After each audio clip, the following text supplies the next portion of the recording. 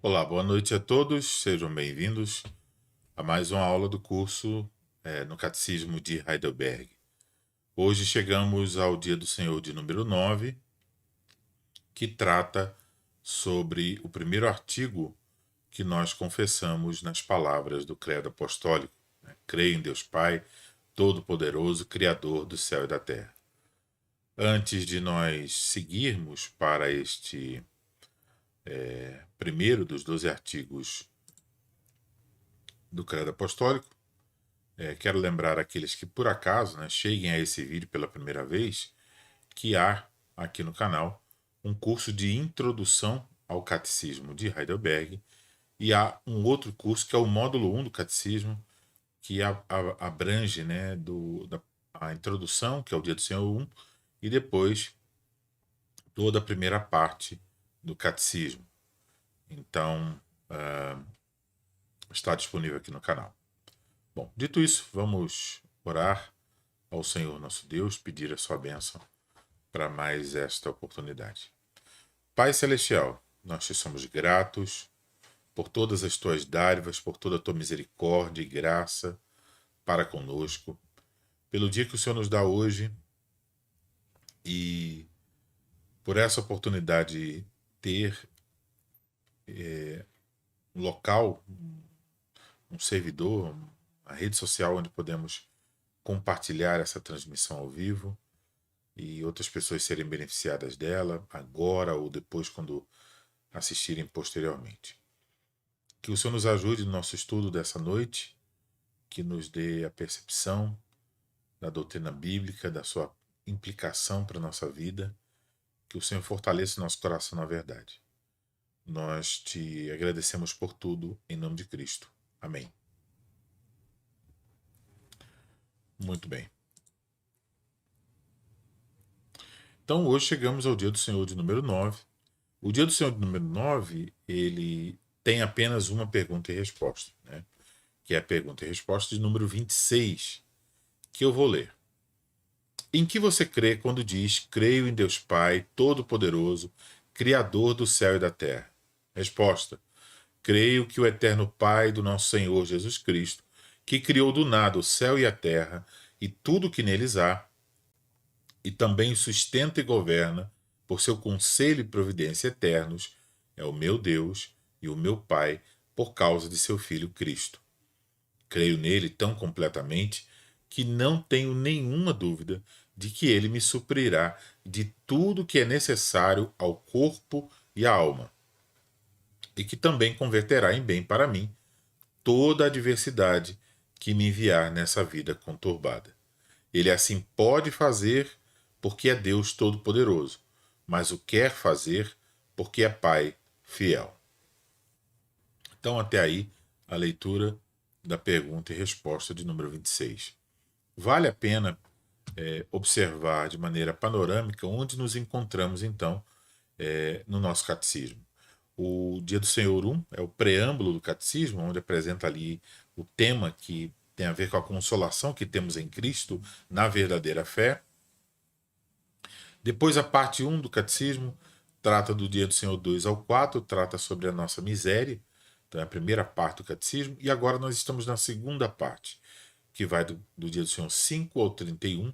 Já passamos pela parte que trata sobre a necessidade da fé, Dia do Senhor 6 ao 8. Eu acho que eu errei ali do 5 ao 8.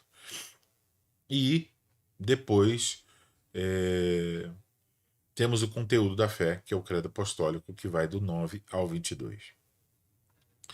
O credo está dividido em 3 partes principais: Deus Pai, Deus Filho, Deus Espírito Santo, e tem 12 artigos dentro do credo apostólico. O catecismo vai explicar cada um desses artigos. Começa pelo primeiro, que trata sobre essa primeira parte, aquilo que nós confessamos a respeito de Deus Pai. E 2 dias do Senhor são dedicados a tratar sobre essa confissão em relação a Deus Pai. O Dia do Senhor de número 9, cujo tema, a ênfase está na questão da criação, não apenas isso, menciona lá a providência já, mas procura tratar, né, de maneira um pouco mais enfática a questão da criação. Então tem esse tema aí, Deus, Criador de todas as coisas, e o dia do Senhor de número 10, ele trata sobre Deus, provedor de todas as coisas. Então, criação e providência, dia do Senhor 9 e dia do Senhor de número 10. Então, cientes disso, né, vamos mais uma vez olhar para o dia do Senhor de número 9. Primeira pergunta: em que você crê quando diz creio em Deus Pai, Todo-Poderoso, Criador do céu e da terra? Ora, nós temos aí então uma pergunta que simplesmente repete, né, o artigo de número 1 do Credo Apostólico. Creio em Deus Pai, Todo-Poderoso, Criador do céu e da terra. Então, a pergunta é o que você crê. É muito interessante observar que o catecismo, ele não foca, por exemplo, em dizer assim, o que significa isso, né? Mas ele sempre procura fazer a pergunta de uma maneira a chamar a nossa atenção para realmente que isso é a nossa fé, né? E quais as implicações dessa fé. A resposta é: creio que o eterno Pai do nosso Senhor Jesus Cristo, que criou do nada o céu e a terra e tudo que neles há, e também o sustenta e governa por seu conselho e providência eternos, é o meu Deus e o meu Pai, por causa do seu Filho Cristo. Creio nele tão completamente que não tenho nenhuma dúvida de que ele me suprirá de tudo que é necessário ao corpo e à alma, que também converterá em bem para mim toda a adversidade que me enviar nessa vida conturbada. Ele assim pode fazer porque é Deus Todo-Poderoso, mas o quer fazer porque é Pai fiel. Então, isso foi a pergunta de número 26. Então vamos olhar agora com um pouco mais de atenção, né, este assunto. Primeiro, o fato de que o catecismo menciona aí o artigo 1, e o artigo 1 fala sobre creio em Deus Pai. Então é bom entender aqui que quando diz aqui creio em Deus Pai, nós chamamos a Deus de Pai porque Ele é, antes e acima de tudo, o Pai eterno de nosso Senhor Jesus Cristo. Já ouvimos que essa terminologia, né, de chamá-lo de Pai, isso tem a ver com a relação entre as pessoas da Santíssima Trindade, e Ele é o Pai eterno. Quer dizer que Ele sempre foi o Pai do Senhor Jesus Cristo. Isso sempre foi a relação entre o Pai e o Filho, né? Entre o Pai e o Senhor Jesus Cristo. Então, Ele se revelou a nós justamente como o Pai em Cristo Jesus, por meio do Espírito Santo. Então, Ele é o Pai do Senhor Jesus Cristo, então por isso chamamos crer em Deus Pai, mas é importante observar que também nós o chamamos de Pai, porque por causa do Senhor Jesus Cristo, ele se tornou o nosso Pai. Isso pode ser percebido nas passagens que estão aí apresentadas. A primeira delas aponta para Deus como o Pai, né, do nosso Senhor Jesus Cristo. Bendito Deus e Pai de nosso Senhor Jesus Cristo, que nos tem abençoado com toda a sorte de bênção espiritual nas regiões celestiais em Cristo. Isso aí é Efésios, capítulo número 1, versículo de número 3. Então, essa é a forma como o Senhor se revelou, mas ele também é o nosso Pai, como nós veremos um pouco mais abaixo. Um outro ponto a destacar-se aqui é que Deus é o Pai de Jesus Cristo, e isso é bom que fique claro que não é algo que se deu a partir da encarnação. Não é quando Jesus assumiu a natureza humana que a partir dali, como se fosse então naquele momento, que ele viesse a se tornar o Pai. Não. Ele é o Pai eterno do Senhor Jesus Cristo. Então, antes de toda da existência de qualquer criatura, estavam lá, como já observamos semana passada, as três pessoas da bendita Trindade, coeternos, né? Cada pessoa coeterna, E já havia essa relação, né, que aqui é denominada como sendo pai e filho, para nosso entendimento. E isso fica evidente, por exemplo, em João, capítulo de número 17, o versículo de número 5. O Senhor Jesus Cristo diz: E agora glorifica-me, ó Pai, contigo mesmo, com a glória que eu tive junto de ti antes que houvesse mundo. Então, essa é a glória eterna. Jesus Cristo que compartilhava da glória eterna com o Pai. Então, ele não passou a ser filho quando nasceu da Virgem Maria, mas ele é o filho eterno de Deus. É assim que a Bíblia o descreve. Bom, esse ponto é um ponto bem simples, né? Sobre Deus o Pai.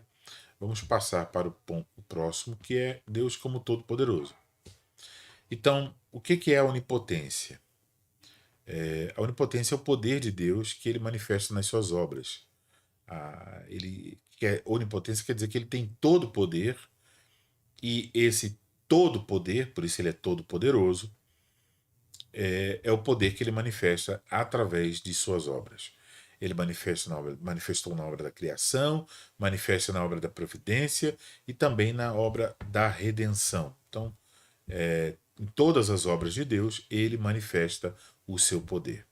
Em Jeremias, capítulo de número 32, versículo 17, diz: Ah, Senhor Deus, eis que fizeste os céus e a terra com o teu grande poder e com o teu braço estendido, pois alguma te é pois coisa alguma te é demasiadamente maravilhosa. Então nada é maravilhoso demais para o Senhor, e o profeta diz: Senhor, tu fizestes o céu e a terra com o teu grande poder. Então, tudo foi criado pelo grande poder de Deus.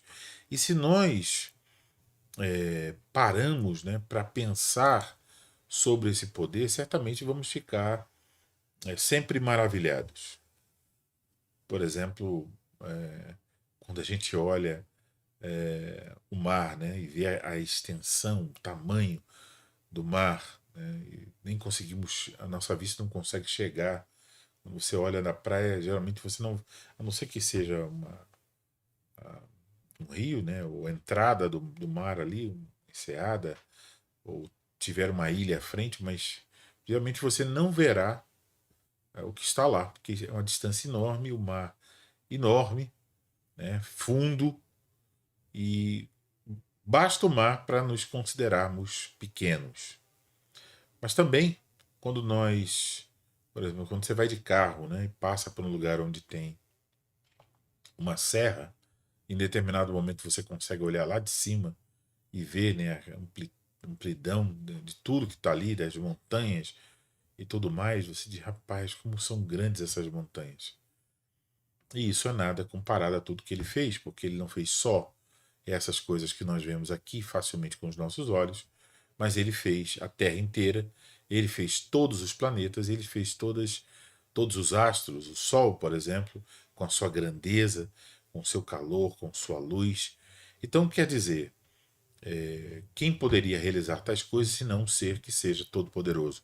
E este ser é o Deus que nós confessamos aqui no artigo de número 1 do Credo Apostólico como o Deus Todo-Poderoso. Ele tem todo o poder e ele criou todas as coisas. Isso então leva ao próximo ponto, de Deus como Criador do céu e da terra. Então, confessamos através desse primeiro artigo do Credo que nós cremos que Deus criou os céus, que ele criou a terra e tudo que há nos céus e na terra, e que ele fez isso do nada. Isso é uma expressão que usada, né, ex nihilo, significa que ele não começou com algo que já havia. Por exemplo, um carpinteiro, um marceneiro, ele vai criar uma mesa, por mais que o desenho da mesa que ele esteja fazendo seja um pouco diferente, né, de uma mesa usual, ele, por mais criativo que seja, vai trabalhar em cima de um material. a madeira, ele vai ter ferramentas de metal em suas mãos. Ora, o Senhor Deus, quando criou todas as coisas, não havia nenhuma matéria. Então ele traz à existência aquilo que não havia. Então confessamos que ele criou do nada. Então não foi um processo como se houvesse lá já alguma coisa e ele tivesse usado o poder apenas para reunir os materiais. Não, negamos isso. Nós confessamos que ele criou todas as coisas do nada e foi apenas por um ato da sua vontade. Não houve matéria, não houve implementos, não houve ferramentas, não houve nada que fosse aí algum tipo de auxílio ao Senhor Deus. Tudo ele criou do nada. E aí temos essas passagens tanto de Hebreus quanto de Romanos. Hebreus 11:3 diz: pela fé entendemos que foi o universo formado pela palavra de Deus, de maneira que o visível veio a existir das coisas que não aparecem. Então, o Senhor Deus trouxe à existência aquilo que antes não existiam. Por exemplo, Romanos 4,17 diz: como está escrito, por Pai de muitas nações te constituí, perante aquele no qual creu, o Deus que vivifica os mortos e chama à existência as coisas que não existem. Então esse é o poder de Deus.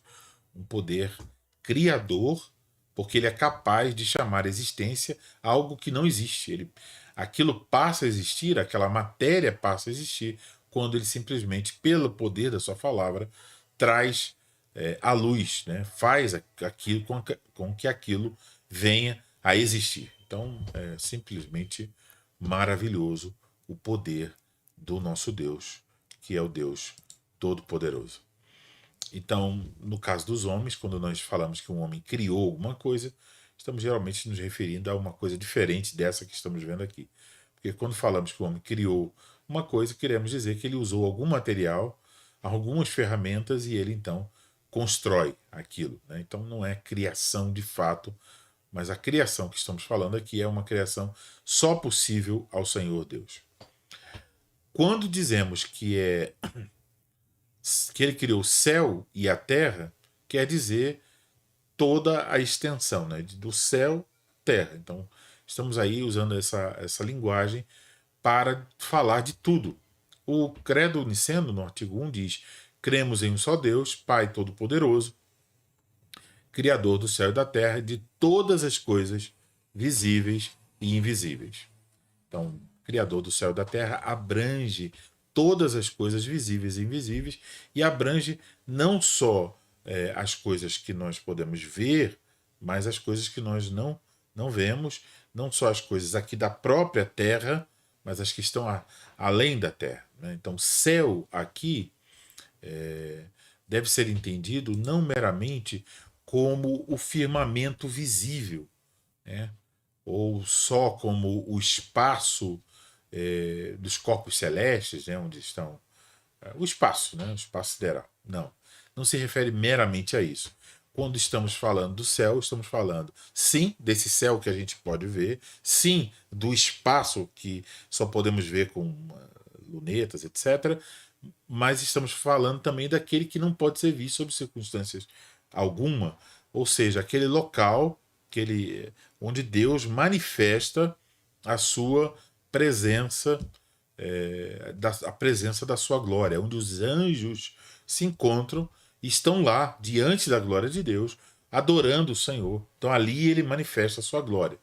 Lembrando que ele é um ser espiritual, quer dizer, ele não está preso a estar em um lugar, mas, pelo que lemos na Escritura, concluímos que há, né, nesse céu que remete à presença de Deus, ele ali revela a sua glória diante dos santos anjos.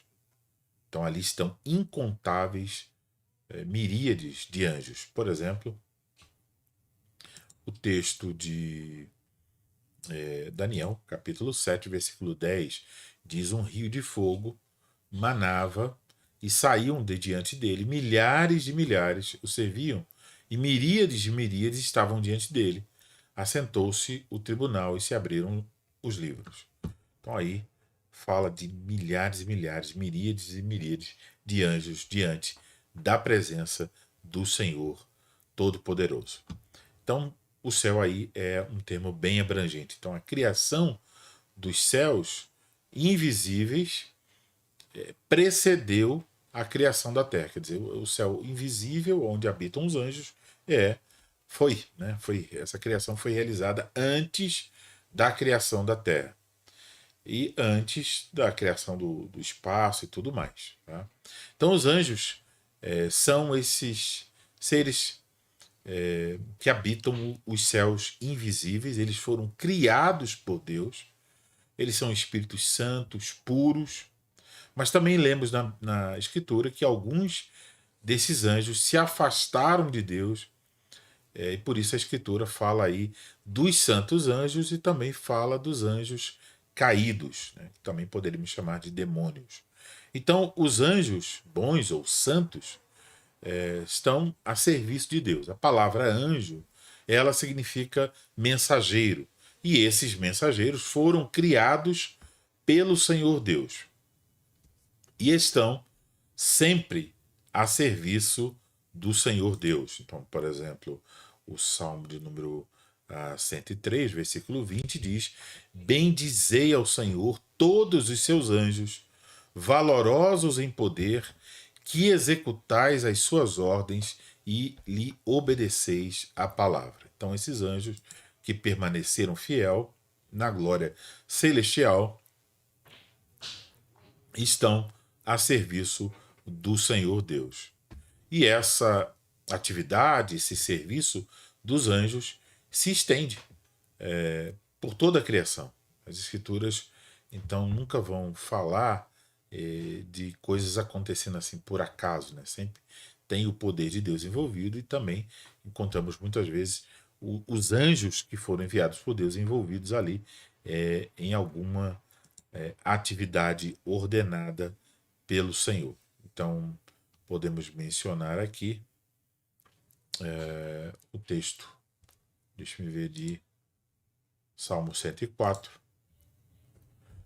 Fazes os teus anjos ventos e os teus ministros labaredas de fogo. Então, aqui usam-se esses termos para falar que os anjos, para falar da atuação, do serviço dos anjos em relação ao Senhor Deus.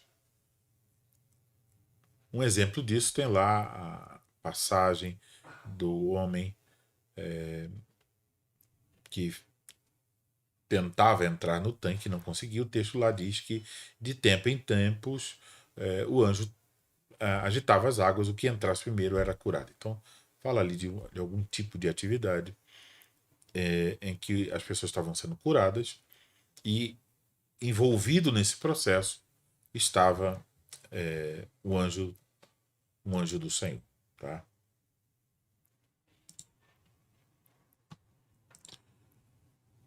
Então, os anjos estão ativos de acordo com a vontade e o comando, a ordem do Senhor Deus, trabalhando a serviço do Senhor Deus no reino de Deus, também aqui na Terra. Né? Então, se você lê o Antigo Testamento e o Novo também, você encontrará em suas páginas várias menções aos anjos de Deus. Por exemplo, em Atos 7,53, descobrimos que Deus deu a lei ao povo, Deus deu a lei a Moisés através de anjos. Os anjos entregaram a lei ao mediador, que era Moisés. Também, se vamos ao Novo Testamento, né, vamos encontrar os anjos por todo o Antigo Testamento, e aí se vamos ao Novo, a mesma coisa. Por exemplo, no nascimento de Cristo, quando Maria foi avisada, quando os pastores foram avisados, então nós temos lá os anjos de Deus, mas também lá no deserto, quando Jesus foi tentado, diz que os anjos de Deus o serviam. Então, por toda a vida do Senhor Jesus Cristo, vamos encontrar também os anjos. E na vida dos apóstolos, por exemplo, quando Pedro foi preso e um anjo do Senhor foi lá libertá-lo. Então, várias ocasiões, Por exemplo, no livro de Atos dos Apóstolos, nós vamos encontrar referências aos anjos. E não só isso, lemos em Hebreus capítulo 1, versículo de número 14, não são todos eles espíritos ministradores enviados para o serviço a favor dos que hão de herdar a salvação? É uma pergunta feita e uma pergunta que requer uma resposta positiva. Sim, todos os anjos são espíritos ministradores enviados para o serviço a favor dos que hão de herdar a salvação. Então Deus usa os anjos para o bem daqueles que hão de herdar a salvação, ou seja, a sua igreja, o seu povo, todos nós que colocamos a nossa confiança no Senhor Deus. E quando chegar na conclusão de tudo, mais uma vez, na consumação de todas as coisas, nós vamos ter a atuação dos anjos. Então, atuaram no Antigo Testamento, atuaram nos tempos na vida do Senhor Jesus Cristo, na vida dos apóstolos, atuam na história da igreja, atuam agora e no dia final atuarão. Diz Mateus 24:31, e ele enviará os seus anjos com grande clangor de trombeta, os quais reunirão os seus escolhidos dos quatro ventos, de uma a outra extremidade dos céus. Então isso é uma passagem que aponta aí para essa conclusão. Outro texto é Mateus 13:41, que diz: mandará o Filho do Homem os seus anjos, que ajuntarão do seu reino todos os escândalos e os que praticam a iniquidade. Então os anjos vão ter um trabalho bem ativo na conclusão de todas as coisas. A Escritura também menciona os anjos maus, os anjos caídos. E o cabeça, o líder desses anjos, é chamado na Escritura através de vários nomes. Ele é chamado de diabo, que significa caluniador. Ele é chamado também de Satanás, que significa adversário. É assim que ele é chamado no livro de Jó, é assim que ele é chamado em Mateus 4, quando ele vai lá para tentar o Senhor Jesus Cristo. Ele também é chamado de tentador, príncipe do mundo, e ele é chamado de mentiroso. Ele é o pai da mentira e o pai dos assassinos, dos homicidas. Ele também é chamado de Belial, que significa destruidor.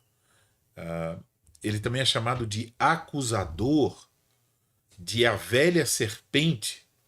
Então há vários nomes que descrevem esse inimigo, esse anjo mau, que é o líder dos anjos maus.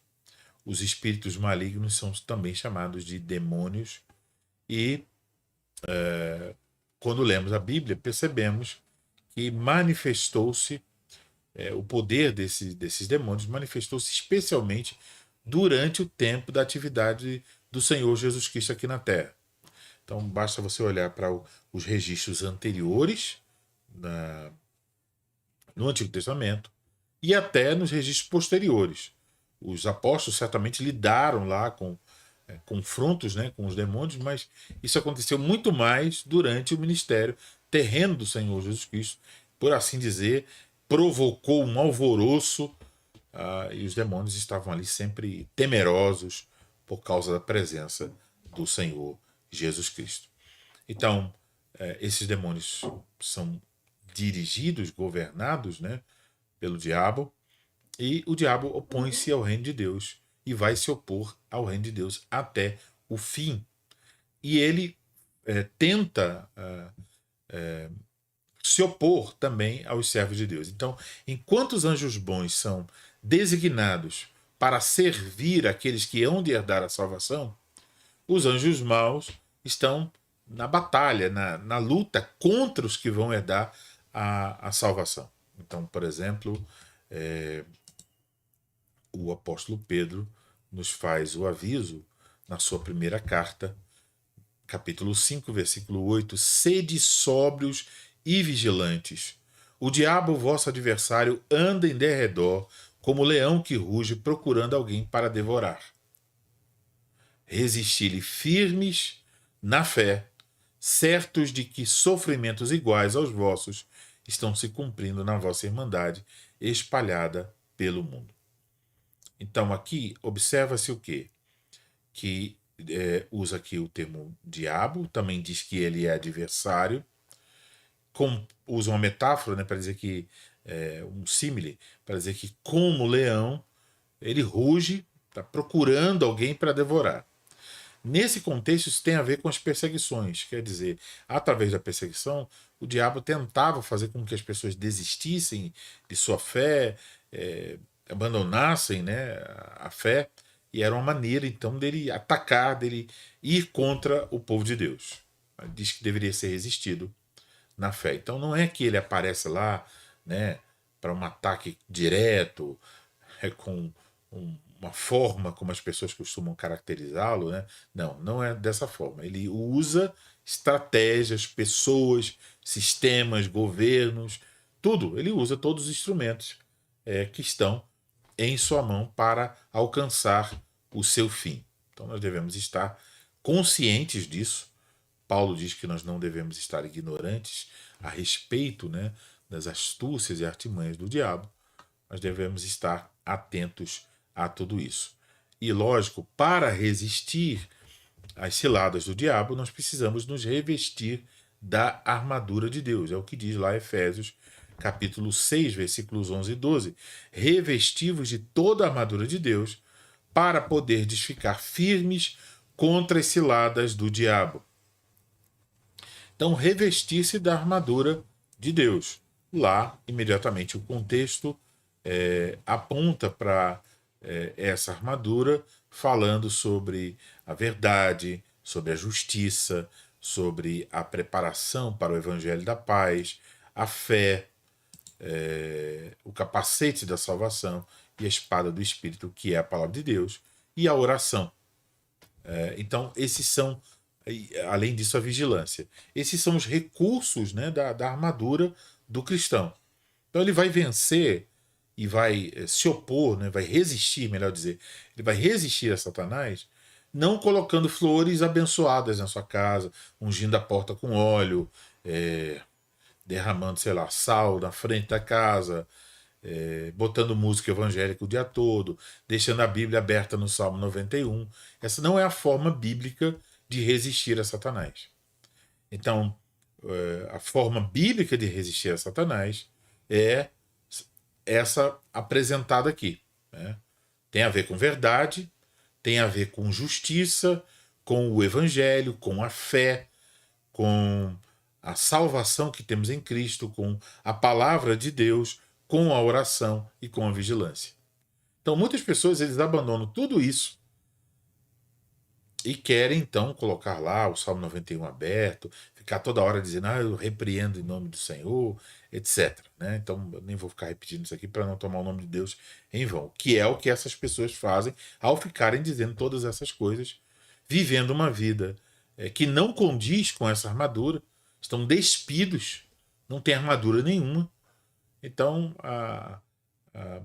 o diabo nem se importa, né? Deve rir dessas tentativas de resistência, já estão na mão dele, que se não possuem essa armadura, não são salvos.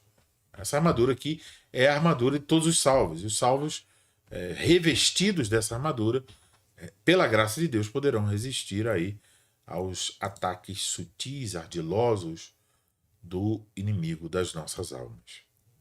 Ele ataca com malícia e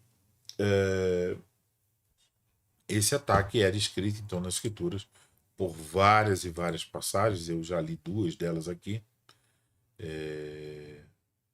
Ele cega, por exemplo, o entendimento das pessoas.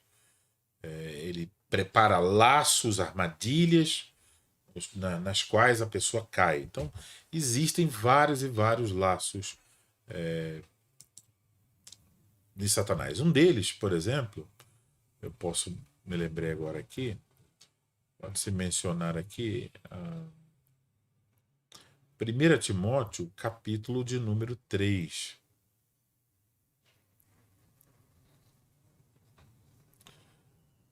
Quando diz, falando das qualificações para alguém ser um presbítero na igreja, diz assim: não seja neófito, quer dizer, novo na fé, para não suceder que se ensoberbeça e incorra na condenação do diabo. Então há essa relação aí, né, entre esse perigo. Por que vai incorrer? Porque vai seguir o diabo nessa soberba. A outra menção aqui é quando diz: pelo contrário, é necessário que ele tenha o bom testemunho dos de fora, a fim de não cair no opróbrio e no laço do diabo. Então, qual é o laço aqui? É de alguém que ainda não tem maturidade, de alguém novo na fé, começar a receber ali, né, uma posição de se tornar um mestre, um ensinador, muitas vezes isso aí acontecendo em nossos dias. Por quê? Porque a eclesiologia está sendo desprezada. Então, por exemplo, na internet tem muita gente, né?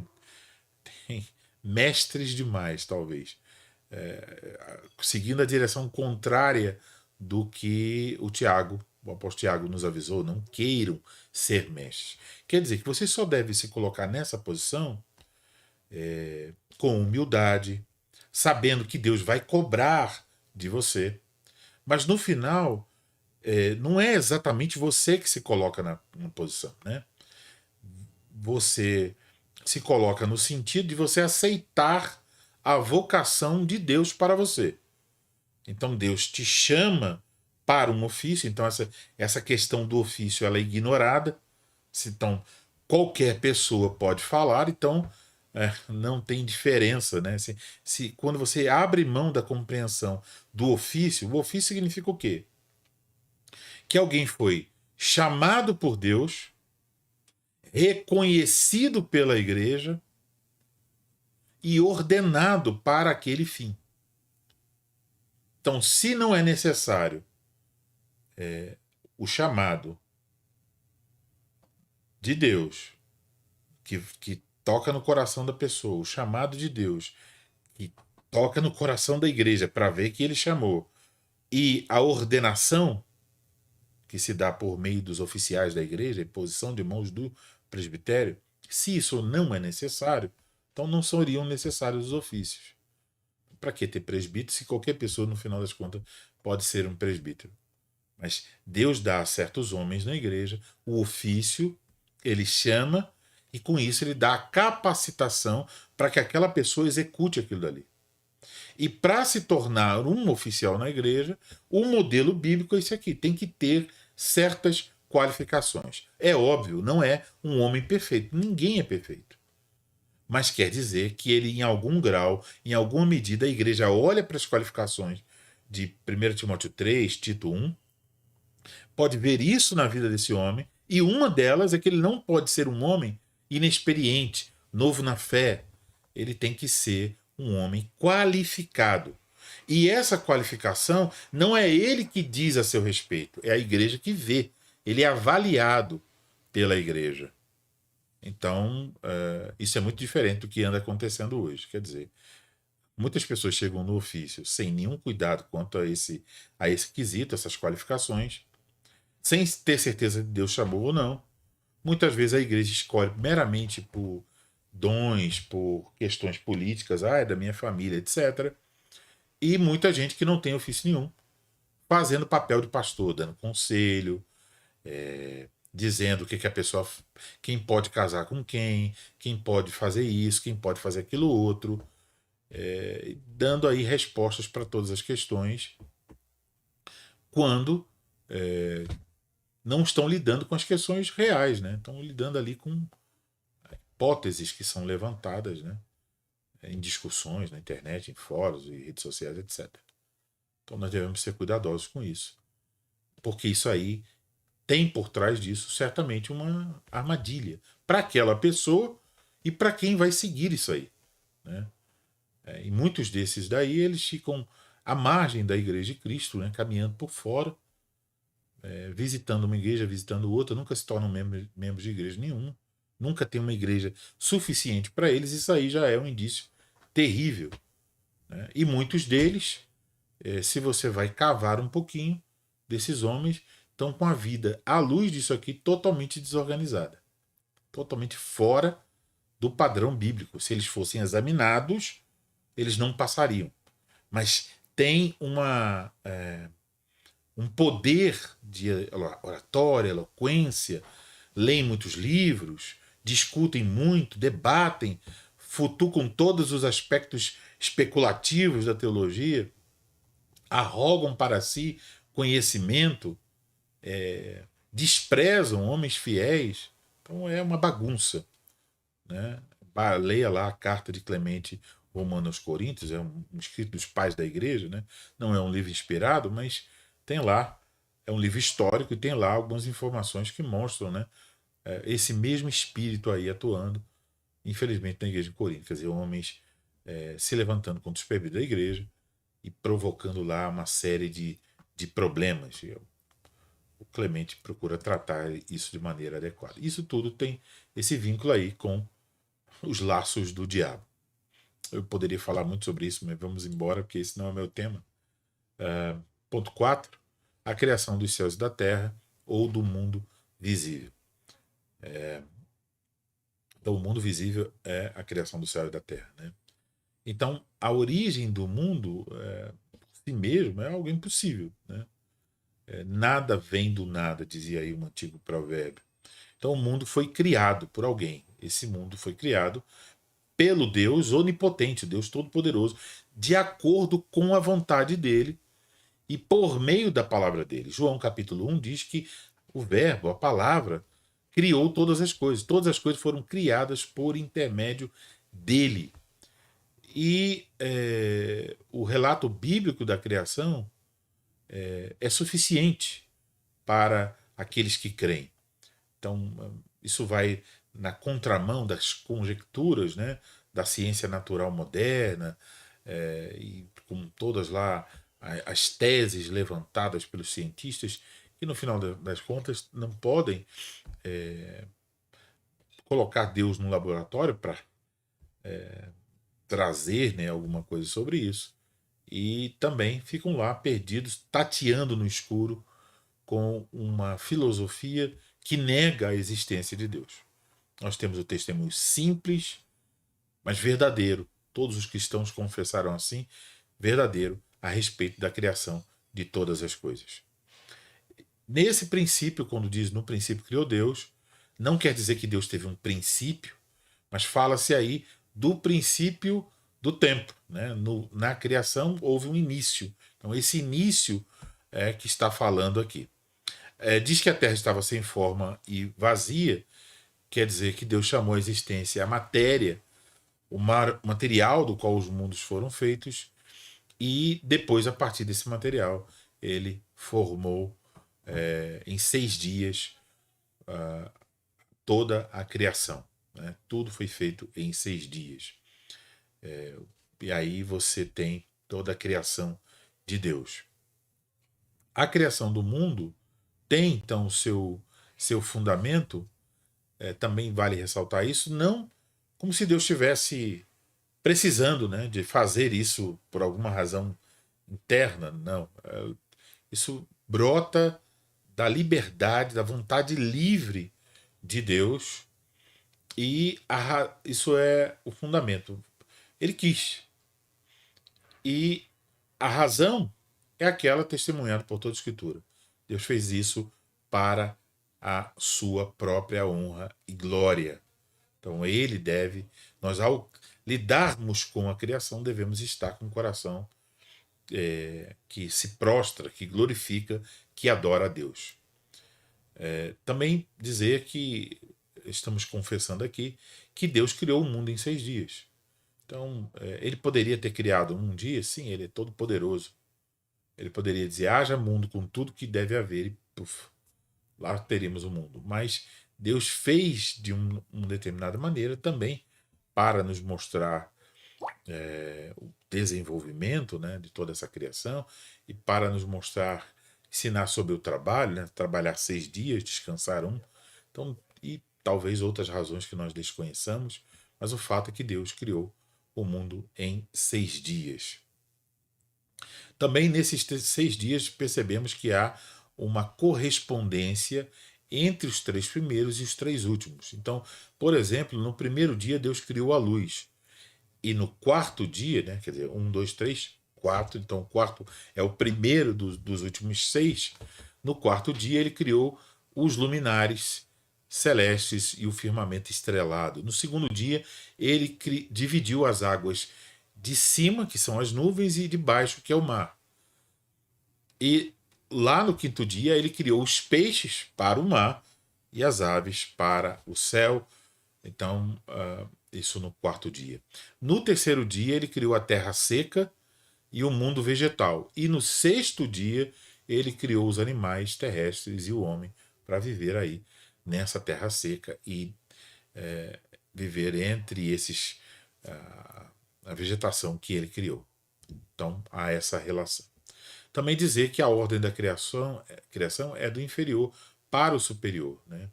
Então primeiro há o reino mineral, que são os corpos sem vida. Depois o reino vegetal, tem vida, mas não tem movimento, movimento livre, né? E depois o reino animal, que são os corpos animados. Poderíamos perguntar a que reino o homem pertence. E aí tem uma pequena história, né, do rei Frederico Guilherme IV da Prússia. Ele estava visitando uma escola e aí diz que ele mostrou o seu anel com uma pedra preciosa no anel e perguntou a qual dos 3 reinos naturais isso pertence, ou seja, é do reino mineral, é do reino vegetal ou do reino animal. E aí a resposta foi que pertencia ao reino animal. Perdão, ao reino animal, ao reino mineral, era pedra, pertence ao reino mineral. Depois ele tirou uma laranja do bolso e perguntou: e esse aqui pertence a qual reino? Ele disse: pertence ao reino vegetal. E depois ele apontou para um pássaro e perguntou: e lá, aquele pássaro pertence a qual reino? Aí disseram: pertence ao reino animal. E aí então o rei acrescentou: e eu? Pertenço a que rei? A que reino? E então uma garotinha levantou o dedo e com a voz bem clara ela disse: o senhor pertence ao reino celestial. E aí diz que os olhos do rei, né, se encheram lá de lágrimas e tal. E ele ficou emocionado. Então, a criança respondeu bem. Por quê? Porque, embora o nosso corpo tenha muitas similaridades com os animais, né, o animal veio simplesmente, Deus disse: haja os animais, e eles vieram à existência. Mas a nossa criação foi totalmente diferente. Deus formou o homem do pó da terra e Deus soprou fôlego de vida, o homem se tornou alma vivente e o homem foi criado conforme a imagem e semelhança de Deus. Então fica evidente, né, esse sopro divino na criação do homem. O homem pertence ao reino celestial. A alma do homem é distinta da alma do animal, porque nós somos não somente vida, como é o animal, mas somos espírito, né? Possuímos poderes espirituais, de pensamento, de vontade, etc. Então isso nos distingue dos animais. E apesar do homem agora na condição, né, de afastado de Deus, não poder discernir as coisas espirituais, mas originalmente ele podia discernir. E quando ele é salvo, ele pode de novo discerni-las. Nosso ponto 5 fala da onipotência de Deus, ela não se limita à criação. Então vimos aí que Deus é o criador de todas as coisas, ele é o Deus todo-poderoso, criador dos céus e da terra. Mas esse todo-poderoso aí não fica limitado somente à obra da criação, mas envolve também o poder da preservação dessa obra que ele criou e da direção do governo dessa obra que ele criou. Então, a criação ela não é como se fosse um relógio que alguém criou, né, elaborou, construiu, e depois lá o relógio tem o seu mecanismo e ele vai funcionar automaticamente, né? Um relógio automático. Não. O mundo não é como se fosse um relógio automático, que deu corda e pronto, deixou lá, ele vai funcionar para sempre. Relógio automático. Não. O mundo foi criado por Deus, mas ele continua ainda com o seu poder, preservando e direcionando todas as coisas nesse mundo.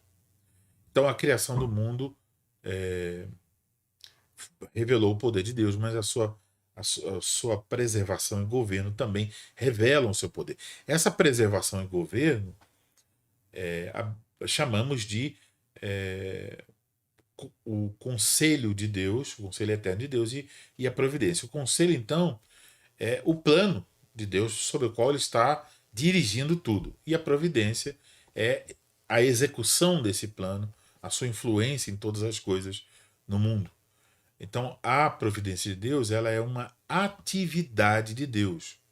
Mas vale ressaltar que ela não é o próprio Deus. Porque às vezes a gente fala e pode dar esse teor, né? Ah, pela providência. Falamos tanto da providência que às vezes alguém pode pensar, né, que é alguma coisa à parte de Deus. Não. A providência é, sem dúvidas, aí uma atividade de Deus. Então, quando falamos de providência, devemos entender que Deus está agindo, né? Ele quem está agindo, então talvez seja melhor sempre falar a providência de Deus. Na sua providência, o Senhor Deus sustenta o mundo. Então ele faz com que todas as coisas aconteçam, continuem acontecendo. Ele revela assim seu poder sobre todo mundo, né? Todo mundo está debaixo desse poder de Deus agindo. Então, por exemplo, o Salmo 148, cadê? Salmo 148 diz assim, falando do mar, né? Diz, e os estabeleceu para todo sempre, fixou-lhes uma ordem que não passará. Então, ele estabeleceu onde o mar deve ficar, as estações, o clima de cada região, né? Tudo isso aí ele estabeleceu e faz com que aconteça efetivamente pela sua providência. A sua providência sempre está agindo, tá? Sempre está agindo aí no mundo inteiro. E Hebreus capítulo 1, versículo de número 3, também ensina isso, né? Mostrando o poder de Deus através do seu Filho Jesus Cristo, quando diz que por meio do Senhor Jesus Cristo, que o Senhor Jesus Cristo sustentando todas as coisas pela palavra do seu poder. Quer dizer, que o Senhor Jesus Cristo sustenta tudo pela palavra do seu poder. Veja que Jesus está envolvido esteve envolvido não só na criação, mas agora ele continua envolvido na providência, na preservação e governo. Ele, pela sua palavra, sustenta todas as coisas. Então isso é o poder de Deus revelado na sua providência. E ele governa também o mundo. Quer dizer que ele dirige todos os eventos, as mudanças. Quando cai um rei, quando outro assume, quando some um império inteiro, como os impérios do passado sumiram, tal como Daniel havia profetizado. Quando acontece alguma coisa, é Deus quem está dirigindo. Então, por exemplo, nesse momento em que o mundo todo experimenta, né, a Covid-19, certamente isso faz parte da providência de Deus. Eu não posso dizer aqui você exatamente por quê. O Senhor Deus certamente tem algo em mente, né, faz parte do seu plano, mas vem dele. Então, é bom que nós olhemos para a Bíblia em relação a essas coisas, porque, infelizmente, muitas pessoas elas não percebem esse aspecto do governo de Deus sobre todas as coisas. Então, por exemplo, Isaías 46, versículos 9 e 10. Lembrai-vos das coisas passadas da antiguidade, que eu sou Deus e não há outro. Eu sou Deus e não há outro semelhante a mim, que desde o princípio anuncio o que há de acontecer, e desde a antiguidade as coisas que ainda não sucederam, que digam: o meu conselho permanecerá de pé, farei toda a minha vontade. Então, isso aqui ele está falando no contexto lá do juízo caindo sobre seu povo, né, que viria o inimigo do norte, etc.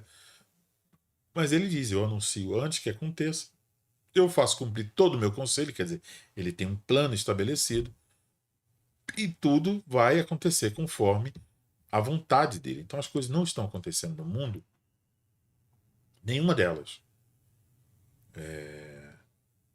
Não cai um fio de cabelo da nossa cabeça se não for a vontade do Pai Celestial. Quer dizer, tudo está acontecendo. Um passarinho que morre, uma folha que cai, uma bomba que explode, uma pessoa que morre, um vírus que se espalha, a pessoa que morreu por esse vírus, a pessoa que escapou desse vírus. Tudo isso aí está dentro da providência de Deus. Ele está governando tudo.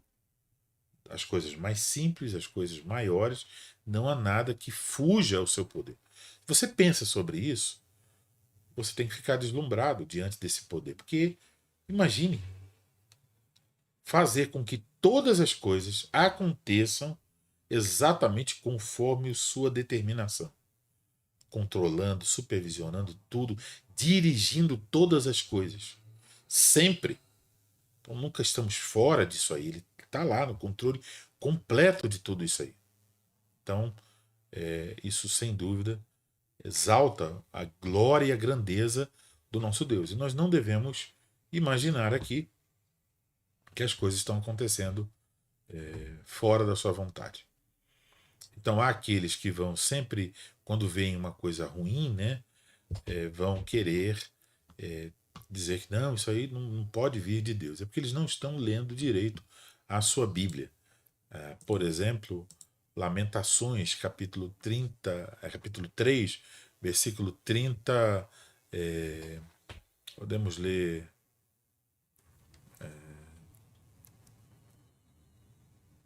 Vamos ler do 31. O Senhor não rejeitará para sempre. Lamentações 3:31. Pois ainda que entristeça alguém, usará de compaixão segundo a grandeza de suas misericórdias.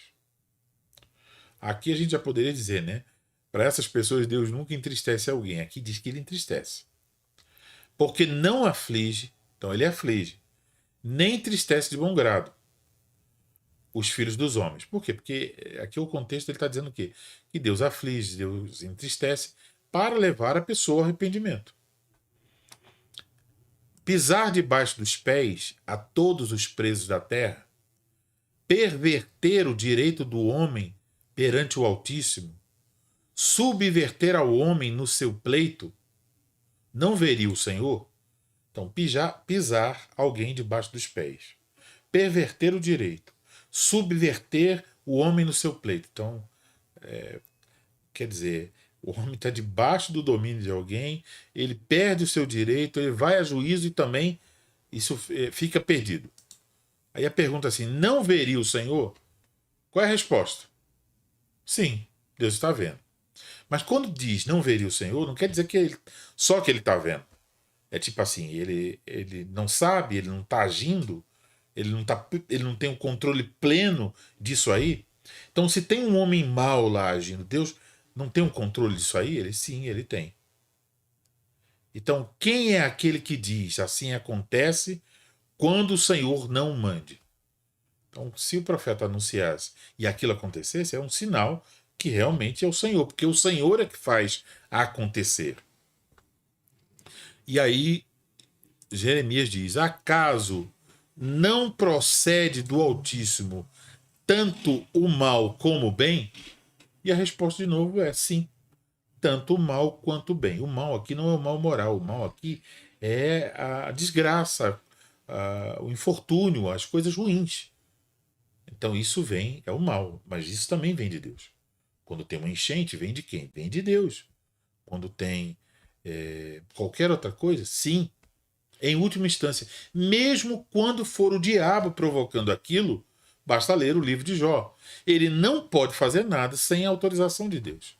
Então Deus é o responsável, Deus está ali controlando toda aquela situação. Se for um dos seus filhos, como no caso de Jó, veja lá que contribuiu para o bem de Jó.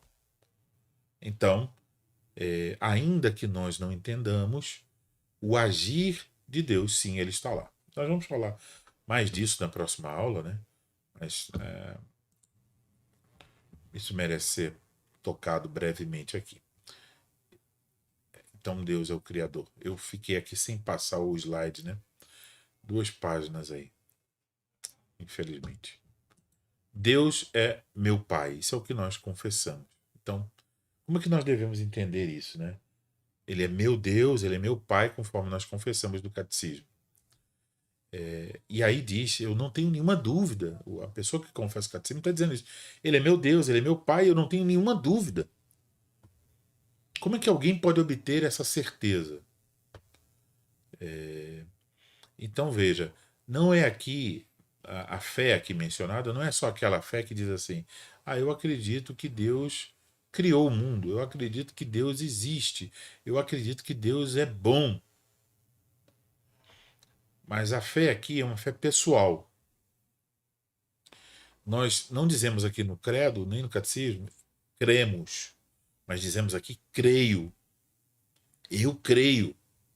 Creio em Deus Pai Todo-Poderoso. Veja, no culto, na reunião do povo de Deus, nós confessamos com os demais. Mas em vez de dizer cremos, nós dizemos eu creio, porque é uma confissão pessoal. Né? Então, todo aquele que deseja ser salvo deve mostrar essa confiança. Ele deve ser capaz de dizer creio em Deus. E esse Deus que é Pai, que é todo-poderoso, Criador dos céus e da terra. Então, o que significa dizer que eu creio que Deus é meu Pai? Em certo sentido, Deus é o Pai de todos os homens, né? Visto que no princípio Deus criou o homem conforme a sua imagem, a sua semelhança, que agora ele continua sustentando todos os homens têm vida por causa de Deus. Mas isso é o sentido amplo e não é o sentido aqui da confissão. Quando confessamos aqui que Deus é nosso Pai, estamos fazendo uma confissão pessoal. Então, o mundo se afastou cada vez mais, né, da verdadeira religião. O mundo, aqueles que não confessam a Cristo estão nos seus próprios pecados, não têm a verdadeira fé, a renovação da imagem de Deus não aconteceu neles, então eles não têm essa filiação. Tá? Então, João, capítulo de número 1, você tem lá aquele texto bem conhecido, né? Que diz, versículo 12, 1:12 de João, mas a todos quanto receberam, deu-lhes o poder de serem feitos filhos de Deus, a saber, aos que creem em seu nome, os quais não nasceram do sangue, nem da vontade da carne, nem da vontade do homem, mas de Deus. Então, aqueles que receberam a Cristo foram feitos filhos de Deus. E isso não aconteceu por alguma coisa que nós fizemos, mas é um nascimento que vem do alto, uma obra de Deus, nasceram de Deus. É um nascimento espiritual. Aqui, então, é esse novo nascimento, né, que é um nascimento espiritual. Então, eu estava morto espiritualmente, renasci espiritualmente. E esse renascimento é aí uma obra exclusiva de Deus que age graciosamente. Então, quem são os filhos de Deus? São aqueles que renasceram espiritualmente. Tá? Então, não é porque a pessoa está nesse mundo que ela é filho de Deus.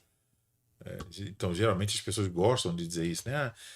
Todo mundo é filho. Eu também sou filho de Deus, eles dizem, né? Ou todo mundo é filho de Deus, ou ele é um filho de Deus, né? Não, filho de Deus são aqueles que estão salvos em Cristo. Se eu estou salvo em Cristo, eu posso dizer, eu sou um filho de Deus. Se eu não estou salvo em Cristo, então isso seria uma grande mentira. Eu não sou, de fato, né, da perspectiva bíblica, um filho de Deus. Então, um filho de Deus que está sob a proteção de Deus, sob seu cuidado, então, sim. E aí observa-se também o uso do nome de Deus em vão, porque as pessoas vão dizer assim: ah, meu pai, né? No momento de aflição, eles chamam Deus de pai. Então estão se colocando na posição de filhos.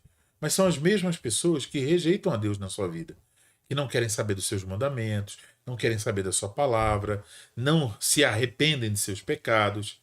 Elas estão ali, vivendo da forma como querem, têm um conhecimento sobre mínimo, né, sobre religião, e aí elas se dirigem a Deus chamando de pai. Mas Deus não está ali presente, não. Ele não conhece essas pessoas, não são seus filhos, né? Então, como eu disse aí outro dia, eu assisti aí o documentário sobre o médium espírita, né? Que levava esse nome aí, que não lhe é merecido. Chamavam-no de João de Deus, como disse bem uma das mulheres por ele assediadas, inclusive a sua própria filha, que também foi assediada por ele desde criança e depois de adulta continuou assediando e fazendo coisas terríveis.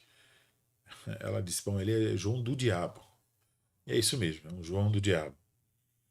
E lá nas reuniões, né, no documentário mostra isso. Estavam lá rezando o Pai Nosso. Por trás da cadeira dele, de onde ele fazia lá os atendimentos, estava escrito uma expressão usada pelo Inácio de Loyola: para a maior glória de Deus. E ele dizia, né, que recebia aí as entidades que eram Inácio de Loyola e outros homens do passado. Então, teoricamente, seriam homens ilustres e estariam aí agindo por meio dele. Basicamente se percebe nas pessoas que eram seus seguidores que eles não podem admitir que ele seja realmente culpado, porque senão eles teriam que admitir que tudo aquilo ali foi uma grande mentira, ou que, na melhor das hipóteses, os espíritos não eram bem o espírito desses personagens do passado, mas espíritos maus que estavam agindo ali nesse homem. Então, muitas pessoas vão usar o nome de Deus, vão dizer que Deus é seu pai, como ele dizia, e eles oravam e o nome de Deus estava ali. Mas o fato de alguém estar usando o nome de Deus, até no seu sobrenome, por assim dizer, né, não é um indicativo de que tal pessoa seja um filho de Deus. São filhos de Deus aqueles que nasceram de novo, foram salvos em Cristo, se arrependeram dos seus pecados, estão vivendo uma nova vida para a glória realmente do Senhor. Esses são os filhos de Deus.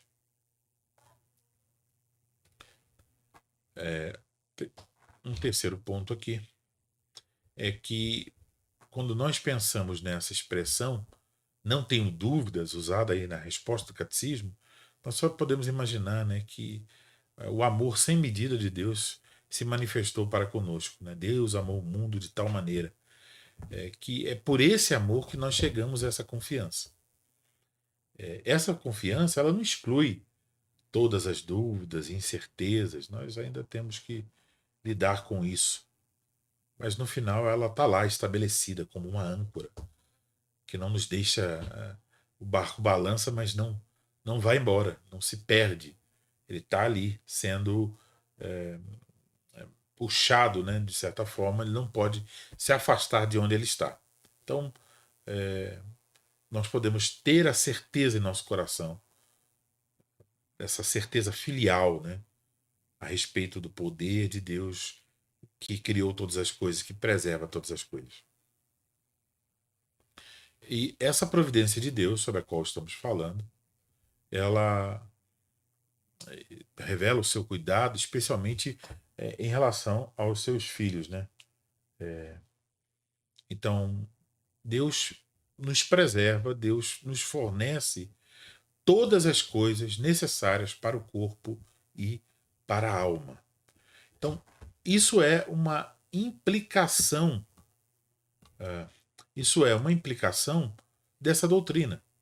Se Deus é meu Pai, Deus é todo-poderoso, e Ele não só é o Deus da criação, mas o Deus da providência, então tudo que eu preciso vem dele. Ele está cuidando de mim, ele me fornece todas as coisas necessárias para o corpo e para a alma. Isso envolve alimento, roupa, que está lá na oração do Senhor, né? Pai nosso que está no céu. Quando ele diz pão nosso de cada dia, envolve tudo isso, as coisas necessárias. Mas ele também me dá a sua palavra, que é o pão espiritual. Então, a compreensão disso deve trazer paz ao nosso coração. Deve trazer liberdade da ansiedade. Eu posso dizer aqui que eu já experimentei na minha vida momentos de ansiedade. Ansiedade terrível, inquietante. Mas agora, olhando para esses momentos em que eu estive ansioso, eu vejo com mais clareza como algumas coisas na minha vida, dentro de mim, né, estavam desorganizadas. E quando isso acontece, quando há esse problema, quando nós não estamos realmente procurando meditar, então não se trata de ir até um texto sobre a ansiedade e ler aquele texto ali correndo para a ansiedade ir embora. Um texto sobre ansiedade não vai fazer, não é uma palavra mágica, né? Tipo, lê o texto, a ansiedade vai embora. Mas de fato, é preciso estar vivendo um caminho de piedade no qual temos uma devoção a Deus contínua, firme, e quando você está nessa condição, você não estará tão sujeito à ansiedade, porque você vai estar com a sua alma em paz, ciente de quem o Senhor é, de todo o seu poder. Você vai aplicar a doutrina da onipotência de Deus à sua condição. Você vai se entregar inteiramente, você vai se contentar com Deus. E é isso que o Salmo 23 quer dizer, né? Que o Salmo 23 significa: o Senhor é o meu pastor, nada me falta. Esse é o sentido. Nada me falta. Ou seja, eu estou satisfeito. Eu tenho tudo que eu preciso no fato do Senhor ser o meu pastor. Ele preenche todas as minhas necessidades. Nada me falta. Então eu não preciso ir à procura de mais alguma coisa. A plena satisfação se encontra no próprio pastor. Então, não naquilo que ele dá, mas em quem ele é. Então eu o conheço como meu pastor, nada me falta. Então, uma coisa que nós devemos e precisamos fazer é puxar o entendimento dessas doutrinas para a nossa vida. Nós devemos estudar essas doutrinas de maneira suficiente, mas continuar um estudo não só do ponto de vista teológico, né, mas do estudo de perceber como é que aquela doutrina se aplica à minha vida. E isso deve ser feito através do quê? Uma vez que você tem a base doutrinária, você se volta para a leitura da Bíblia e lê a Bíblia com esse entendimento da doutrina, porque a doutrina reúne o ensino bíblico como um todo. E agora você vai às partes desse ensino conhecendo o resumo do todo. E você deve ali ler e meditar sobre as implicações daquilo que aparece no texto para a sua própria vida. E é quando você começa a pensar no Deus Todo-Poderoso, Criador de todas essas coisas. E se você confessa Ele como seu Pai, chega a ser ilógico, irracional, né? Você diz assim: Ele é meu Deus, Ele é meu Pai, Ele é perfeitamente sábio, Ele é inteiramente bom, mas por algum motivo Ele não me deu ainda isso aqui. E aí você fica ali agitado com Deus, colocando, né, até em dúvidas o amor de Deus, a fidelidade de Deus, a bondade de Deus. Não faça isso. Por isso que quando a ansiedade bate, uma das coisas que nós precisamos fazer é nos humilhar. 1 Pedro, capítulo 5, versículo 6 diz: humilhai-vos, portanto, quer dizer, debaixo, sob a poderosa mão de Deus, para que ele em tempo oportuno vos exalte. lançando sobre ele toda a vossa ansiedade, porque ele tem cuidado de vós. Então por que eu posso lançar minha ansiedade sobre ele? Me livrar dela, me libertar dela. Porque Deus tem cuidado. Se você olhar na sua vida, se você é um servo de Deus, você vai ver esse cuidado de Deus sobre a sua vida. Então, o recurso é esse. É ter um conhecimento de Deus que não seja um conhecimento meramente teórico, né, teológico, mas ainda que um conhecimento teológico, mas trazendo essa teologia para aplicar a sua própria vida. Então, para meditar nisso, na bondade de Deus, da sua glória, da sua graça. Quando você olha as orações na Bíblia, você pode aprender isso. E tem um livrinho que eu já falei em outros momentos, né? O Vale da Visão, que reúne orações puritanas. Eles conseguem lá nessas orações justamente trazer essa linguagem que aqui estou mencionando, né? De você a forma correta de você colocar o seu coração e que você vai ler a oração e você vai falar assim, rapaz, ele está orando, ele está pregando para mim, né? Porque é isso. Está mostrando ali realmente a implicação daquela doutrina e a respeito de Deus, por exemplo, né? Então, vale a pena. Vamos seguir aqui. Então, Deus governa sobre mim, no sentido também que ele vai converter em bem para mim toda a adversidade que me enviar nessa vida conturbada. Então, a vida, ela não é aí um mar de rosas, né? Uma pessoa salva, ela não vai se livrar das dificuldades, dos problemas, ela não vai ficar livre dessas coisas.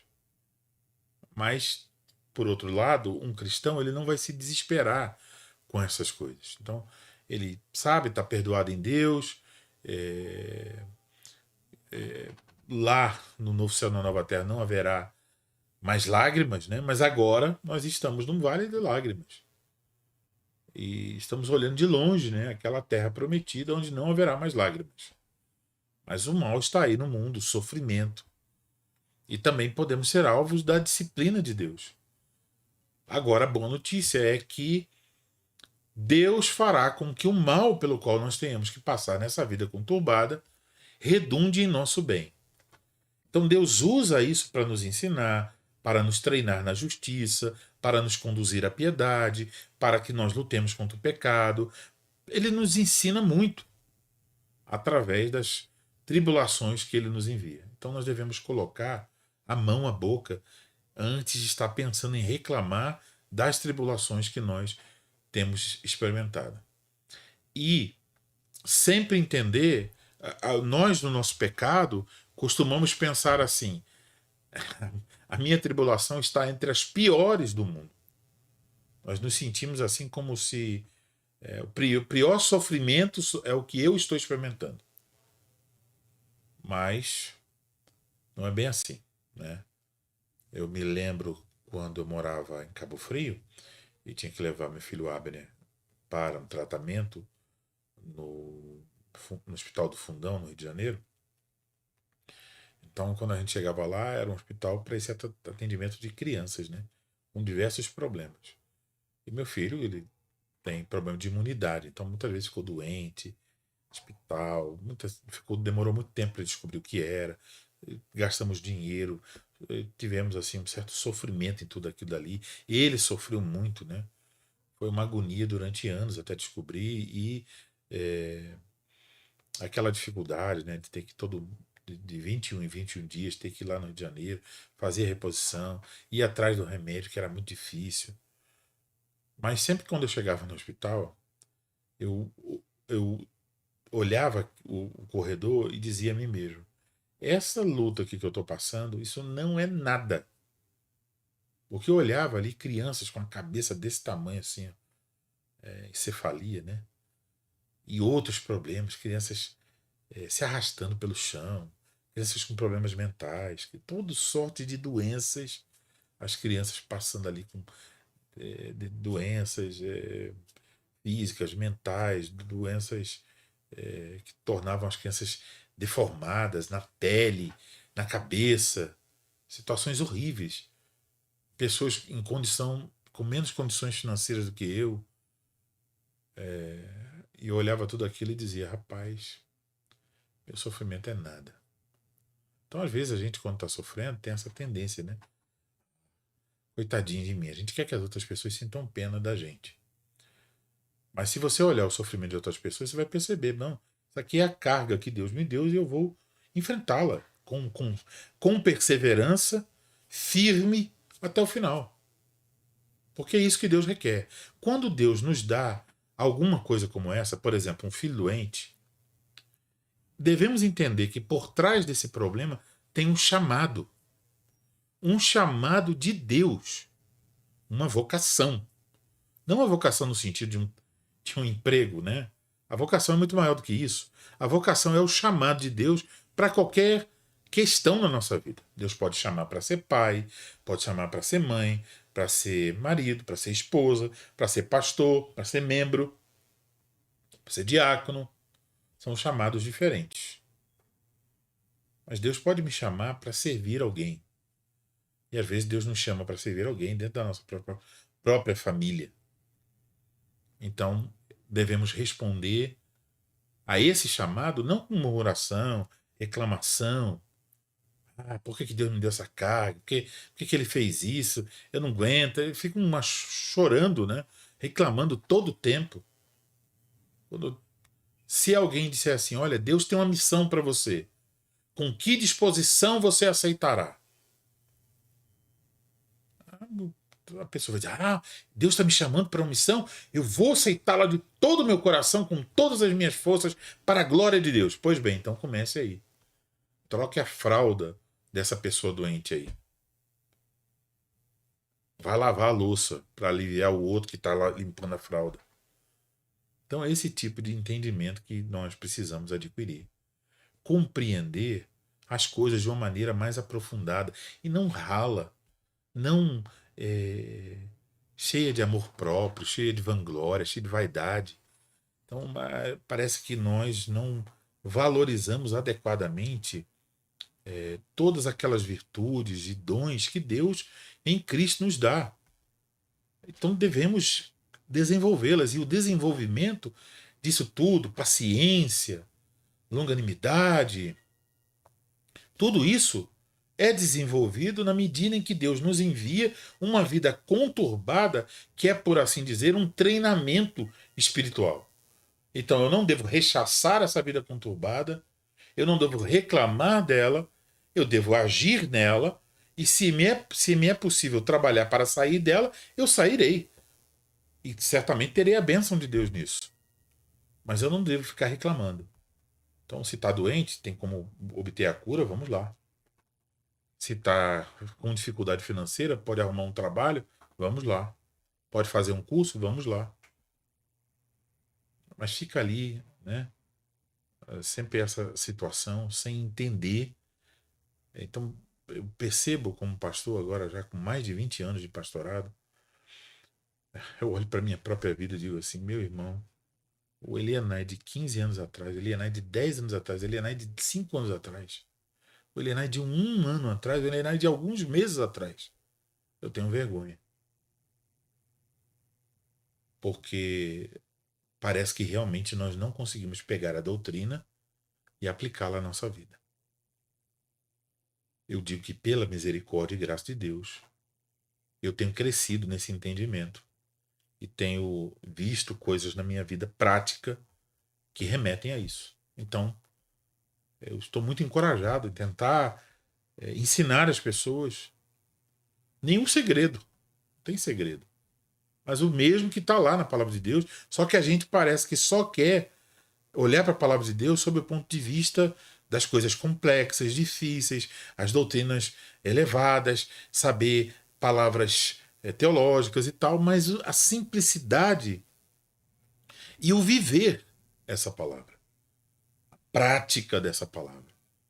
Parece que a gente tem medo de dizer qual é a prática para alguém não acusar a gente de estar dando regras, né? Não, mas tem prática, a prática está lá ensinada.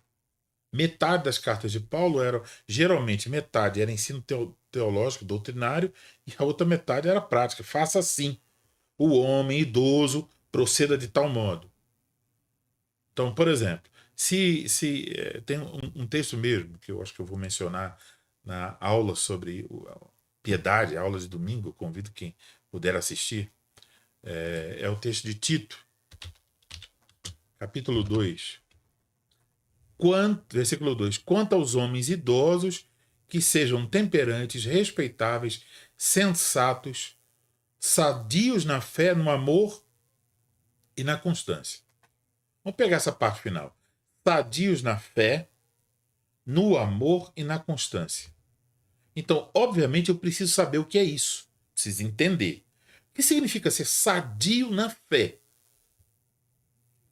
Então, se eu sou um cristão que não tem os recursos que eu, Elianai, aqui tenho, mas se eu sou você, é um cristão que não tem esse recurso, primeiro, você pode perguntar ao seu pastor que recurso ele recomendaria para você estudar determinado livro da Bíblia.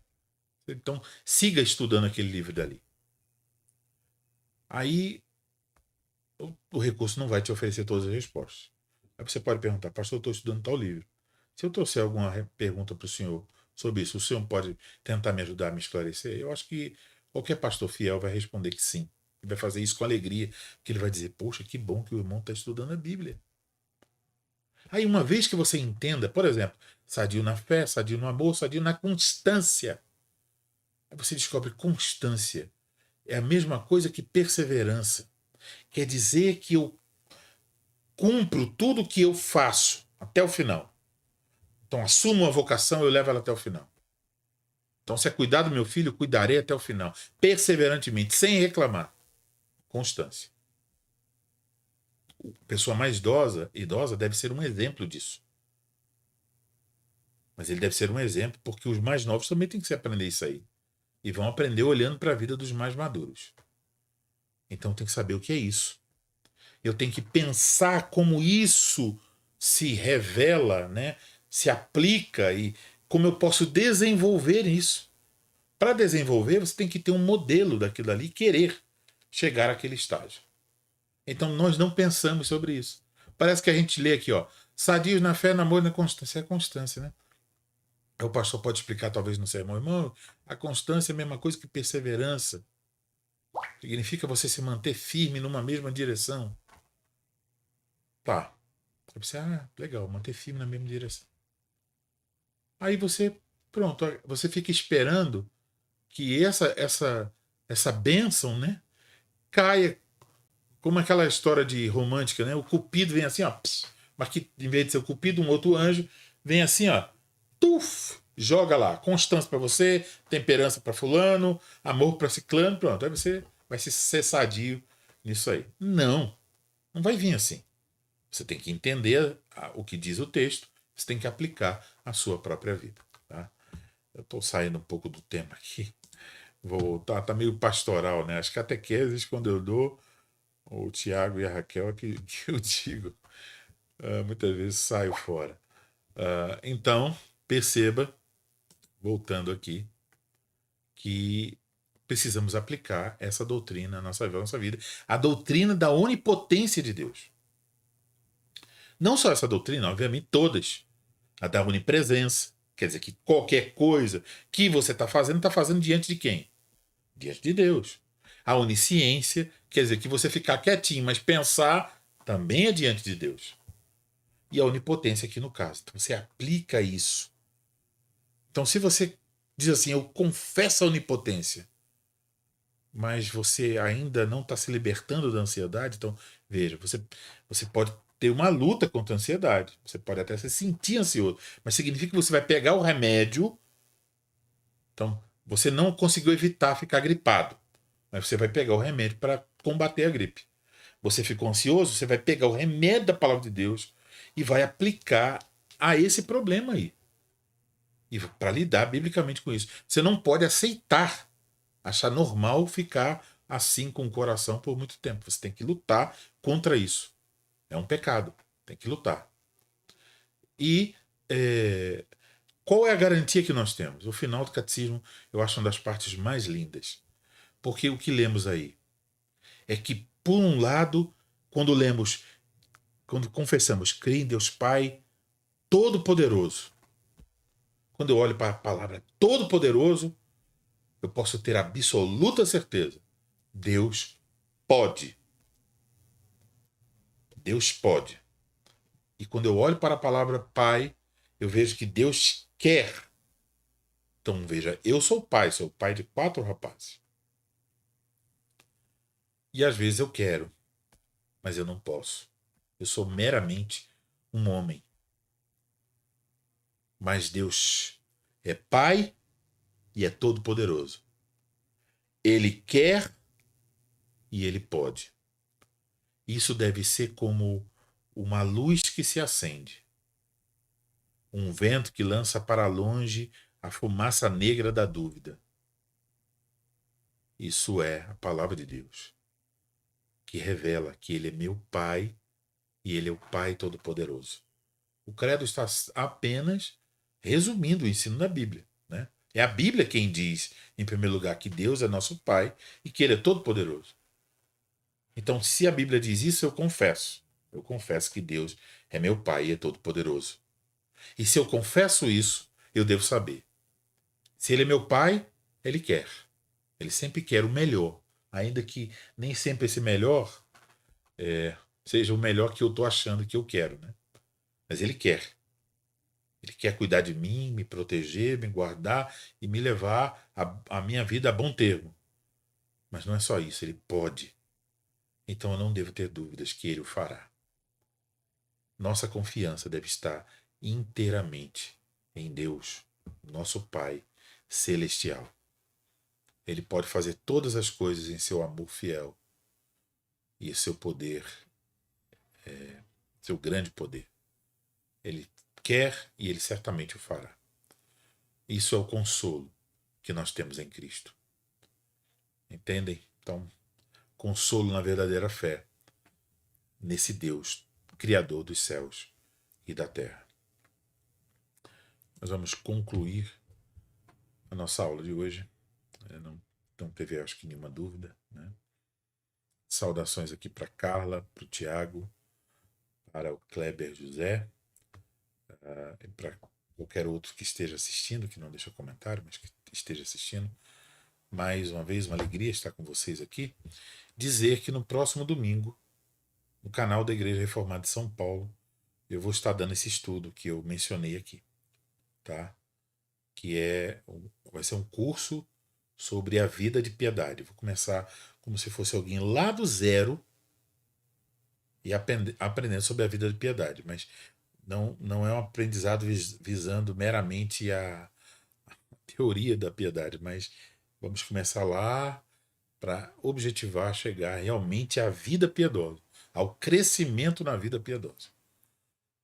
Então, essa primeira parte do curso vai ser aí uma introdução, né, geral sobre isso, e futuramente, se Deus permitir, nós vamos estudar sobre essas virtudes, dons, fruto que tem a ver com a vida piedosa. Mas por enquanto vamos tratar de como alcançar e ver na nossa própria vida esse fruto da graça de Deus. Então vai ser lá no canal, domingo de manhã às 9 horas, se você não estiver cultuando, né, no domingo de manhã, porque algumas igrejas não estão tendo, né, culto pela manhã, você talvez queira assistir, ou se mesmo que vá para o culto, e deve, se tem culto, vá para o culto na sua igreja, mas você pode assistir depois, fica gravado lá no canal, você assiste depois, durante a semana.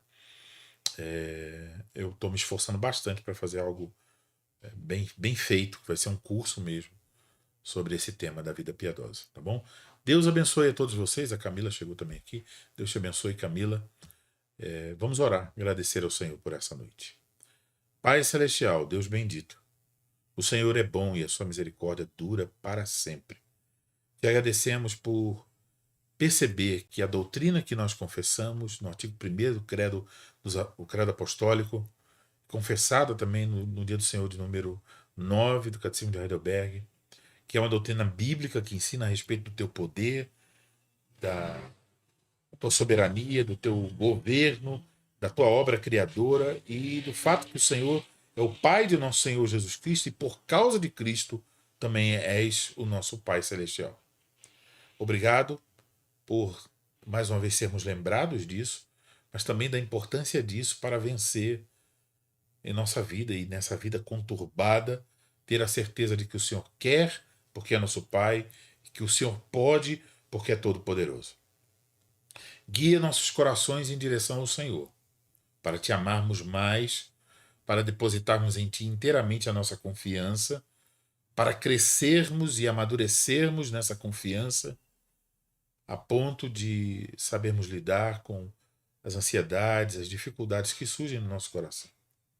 Ajuda-nos nas nossas fraquezas, nas nossas limitações, que todos nós possamos ser como aquele pai que falou com o Senhor Jesus Cristo e disse: Senhor, ajuda-me na minha falta de fé. Ajuda-nos, Senhor, na nossa fraqueza, em tudo que nós não conseguimos fazer, mas queremos nos amparar em Ti e esperar em Ti. Ó Pai Celestial, ajuda-nos a usar os meios estabelecidos pelo Senhor para crescermos no entendimento sobre o Senhor e sobre a vida santa.